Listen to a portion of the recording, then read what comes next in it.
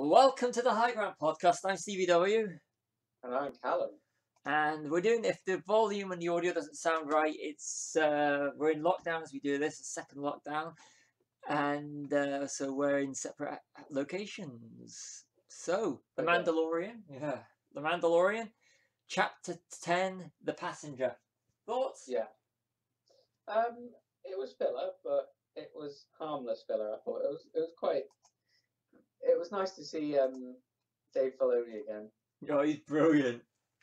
And it kind of reminds me a little bit of, like the ice spider things were pretty cool. I quite like them. But yeah, it was just a bit of filler, wasn't it? I think till we get to the big episodes. I do completely agree with you on that. I mean, Zero, the robot droid, Richard Ayoade. I just finished watching the IT Crowd again recently. So as soon as you hear his voice, it's like, it's Moss. It's Moss, yeah. I was very. I mean, you really want. It leaves you in suspense after seeing Tamura Morrison. Is he or isn't he Boba Fett? Oh yeah. After the last episode, it kind of makes you want to go see more of Tamura. But I like the way that they just deviated rather than giving you all the presents at once. It's like, we're just gonna span this out. I quite like seeing his the quests he has to do in between. Because he's obviously looking for all the armor and stuff, isn't he? So, and like a planet for the child. So it's nice to see like things do interrupt his journey, like the ship breaking or landing on a planet that's inhospitable. I do. I completely agree with you there. Completely, and it was only a show like The Mandalorian can get away with doing a filler, and you still love it. I gotta admit, I mean, this is what I was saying to the fiance that I'm gonna go say, if you're listening to this, it's obviously you've seen the Mandalorian, so and we've gone past the whole spoiler period, but. The fact that you and the child's eating those eggs that he shouldn't, like. Yeah, he's a little shit, isn't he? Yeah, and I found myself swearing at the screen, going, "Don't do that, you little." And and I think it's a puppet. It's a puppet, and he's eliciting that emotion, but you can't be angry at him because he's so cute.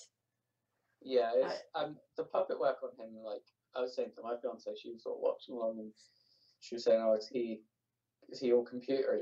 And I was saying, no, it's a puppet. Like you can, the way it moves, you can tell it's a puppet. Like not in a derogatory sense, like it's the work they did with Yoda originally, like repeated. I think. Yeah. I still watch Empire today and think, how is that a puppet? I do completely agree on that one. You're with Empire Strikes Back. Yoda for me is like I do with films that I really love. They cannot be as perfect as they are. So with Yoda, I always try and find faults. But you can't. I can't, and that's the thing. And that's not a negative. That's not me trying to nitpick. This is me trying to see if Yoda, the character, is as absolutely fantastic as I think he is, and he is. He really is, and this is not rose-tinted glasses. This is not me being a fanboy. This is the puppetry is superb. He is to all intents, a full-blown. He's as much giving a performance as any of the quote real actors are. Yeah, and that's what I was going to say. Actually, I always sort of judge the criteria of a good animatronic or a puppet work as, does it look flawlessly like that thing is there right now doing that thing without any, like, can you not imagine the framework underneath the rods and the puppeteers, or is it given a, the other film I always think of is Jurassic Park, where like you look at the dinosaurs and you think, I'm looking at a dinosaur. Yeah, it's the same sort of thing, and I still think Jurassic Park holds up as well as it did. It is, I mean, because Jurassic Park's a mixture of CG and practical, and they did not go straight to let's just throw all CG and just green sets. Yeah. I know that the backgrounds are done a new process, but the actual is still a physicality there of the characters. Yes, and it's what I think worked with Mandalorian and the sequel trilogy, where they sort of said, well, the prequels got full CG, and you could kind of tell now, especially now. But I think the sequel trilogy and the Mandalorian, like, it's fusing them together is what you need to do. You need to maybe augment ones that won't look as good on the final piece, and keep ones that will be fine, like model work and puppets, and like seeing the stormtroopers again in the last season's finale. It was just you can't help but just be like, oh yes, here they are. Like, they're the bad guys, but they're so iconic. And they're the 501st. A lot of them were the fan group. Oh really? So yeah, Oh, there was one of the, I think the one either the passenger or the other episode, the one before it, there is one of the Canadian 501sts in there. Oh right. Okay. So it's I was reading on one of the fan groups. I mean, they're brilliant, and nothing beats a costume, No. rather than like because if you look at the clones in Attack of the Clones, especially, I mean, compared to what we know as real stormtroopers, regular stormtroopers. So yeah, and it's good that they have gone like the whole practical route. Well, I mean, coming off your comment about costumes are the best. Look at how much you pop when you see Boba Fett with his costume. Yeah. Or even just his helmet in the last episode, or his chest plate and stuff, or his jetpack.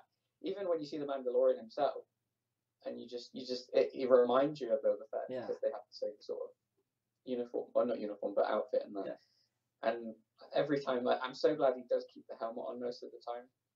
He's only removed it once, but not in front of a person. It's the IG-11, so he keeps to his and you say about Boba Fett's helmet, and when you do, people like us, we look for the little things. Where people go, oh, it's the same color scheme as Boba Fett, so it's Boba Fett. We look, is it got a little dent in it, just like with R5D4? Is it? If you refer to him as R5, then you look. We're looking for the scorching for the bad motivator. So as soon as you see that, that's R5D4. The dent in the helmet, that is Boba Fett's helmet, and it's just the way that they keep all of that, so that little nods to the fans. You don't have to be a Star Wars fan and just walk into the Mandalorian, because it's a whole separate thing to the whole Skywalker saga, which is brilliant. And it's like my fiance. I know as soon as I saw it, the armor, I was like, that's Boba Fett's armor. I know, and it's just brilliant, and I think it's definitely bringing in a new audience that may go, I don't watch Star Wars because I mean, to me, this equals to anything that they've done in the previous episodes. It was nice to actually see Amy Sedaris back as Pelimoto. Canteen as well. Yeah. I mean, and seeing finally that they've made the bug guy canon. Yeah. From the deleted, I think he was deleted, wasn't he, originally, because he looked too sort of hokey. Yeah, they go. Yeah. I mean, they just can't put it wrong yet in the show. Like, I knew as soon as he was outside that cantina, because I mean, he's still on Tatooine at start, so isn't he? I just thought, oh, that's got to be Mos Eisley. Yeah. And it was. I think it was. I'm sure. It is Mos Eisley. Yeah, because it's kind of funny because he got a droid behind the bar, and no droids were permitted in Luke's era. And what I always, pardon? We don't want their kind. What I always look for is, the drinks dispensers and everything behind the bar. One of them was the original. Originally, if you look at IG-8, his head is part of that set. So anytime that, if you look, they still maintain the things that make up the IG's heads are still behind the bar. And and that's what I look for when I'm just. Cause you look for little things if it's an area where you think it is. Yeah, you just out Star Wars me there. I didn't know that. Yeah, if you go put on A New Hope, you'll actually see it. So, but it's the little things that we look for. Yeah. That others might not, and it's like going back to Dave Filoni. Yeah. I was like. I assume he's the same pilot from before, or is he just supposed to be a different one? He was in it before, wasn't he? He was. Let's have a quick look. He does have a name, but I don't know if he was just like Trapper Wolf pilot, because he does mention the prison break, doesn't he? And he was in that episode. Let me have a look. He's actor in 6 Things. Trapper Wolf. Yeah, that's it. I think it is the same guys Yeah, because it they is do both of them. mention, like I say, the Prison Break episode. I mean, I'm not because I've never got into the to Rebels and Clone Wars, Oh, they're which I will. fantastic.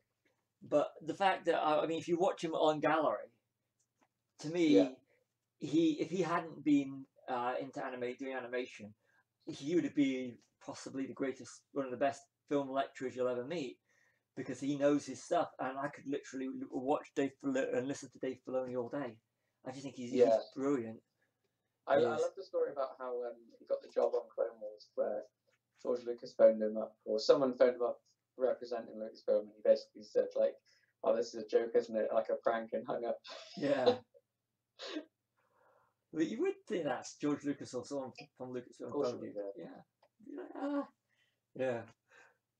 But I did quite like the story of this episode was okay actually. Like, you know, sort of transported in the past, because he is like, he's still a like doing jobs and bounties and stuff is part of their culture, isn't it? So yeah. it is. We still need to see them doing what their culture demands. So it was nice to see him. That alien thing was quite sort of cute as well, wasn't it? Yeah. Like, it was just holding on to the eggs constantly. Yeah, that's what made the child a little shit. He really Yeah, especially when was. he releases all the other ones at the end. Yeah. It's like he is told, but he's a child. So what do you expect? Yeah. So you know what? I'm gonna give this 4 stars out of 5. Yeah, I'll give it 3.5. I thought it was a good filler episode. It wasn't one of those filler episodes where you go off onto like where you could completely miss it and not be bothered. It was just a nice story. Yeah. Any final thoughts? Just I hope they carry on doing what they're doing, because I mean I wait for every Friday now. Yeah. It's now got into the whole category for me of I've got to wait. It's become a couples thing watching it. So it's sort of like whereas like normally because Star Wars is more my thing, she's more Harry Potter and Lord of the effing Rings. So yeah, we'll probably do a podcast on that. But so it's now I have to wait for the boss to finish work so that I can watch it. So Yeah, see, Friday used to be Discovery Day as well for me, but I think I'm just going to wait for them to all wreck up, so I've got a load of them to watch. But I need to watch Mandalorian when it happens. Oh yeah, because it's so, okay. I've got a little question for you. Okay. Would you rather have a dump, or would you like it the way it is? Would I rather watch have them all dumped in one shot, like we got all 8 episodes, or weekly? See, yeah, part of me would, because then, like, I suppose you could sort of go over it and watch it all again in one. But then part of me does like the whole episode week format, because then you sort of, it's like traditional television, isn't it? Yeah.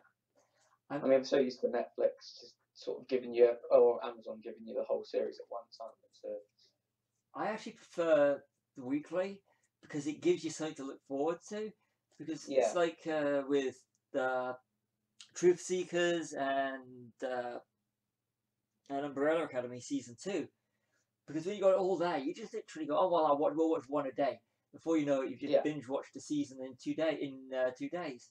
I like the whole, it gives you something to look forward to for the next week. So I like the way that Disney are doing it. I'll give them that. Yeah. So I'm Stevie W. I'm Callum. See you on the next Mando Watch.